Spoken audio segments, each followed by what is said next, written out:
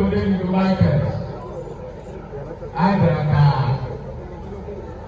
dịka ndị ọrụ gị ka anyị kelee gị ma so ekwerịta uju sịkwa ka unu kasị obi maka ndị ụlọ nwere.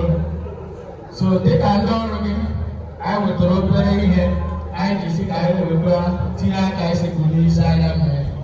Biko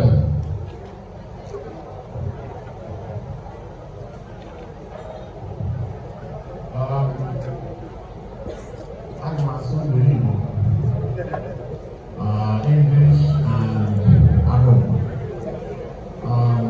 These are my staff and my colleagues in Abuja, Centenary City.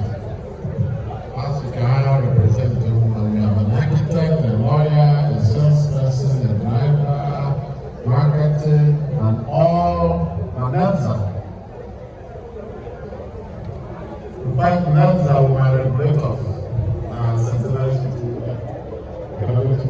So I thank all of you.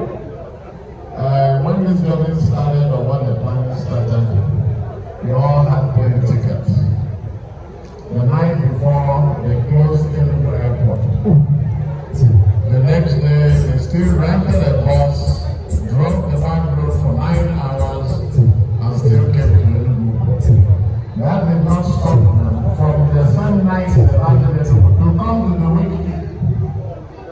And then from there, they supported me and my wife and my brother through all the activities. So please, from the family, I thank you all. Let's maintain the friendship, the worship, the statesmanship, the camaraderie that we've established. And I thank all of you that you go in peace safely back to Abuja. Thank you so much.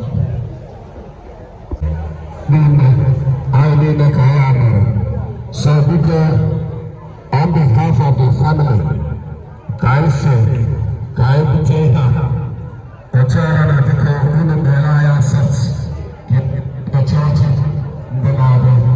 thank you so much.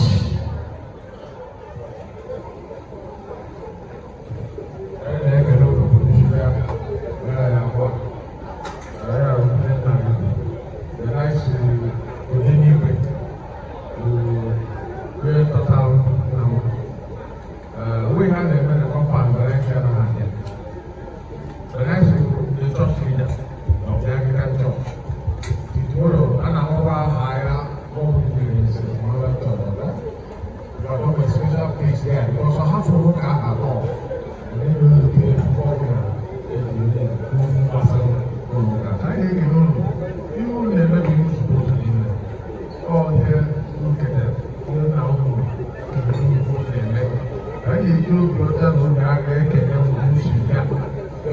down to the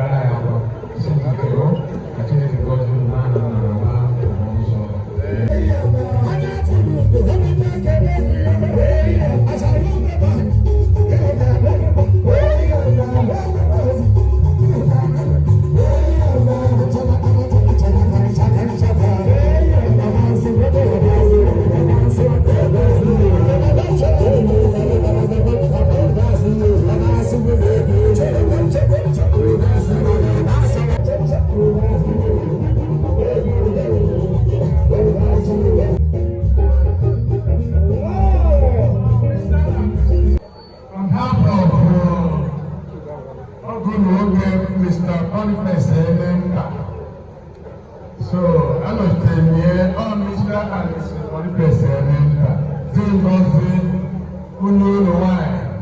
I got issue on the car.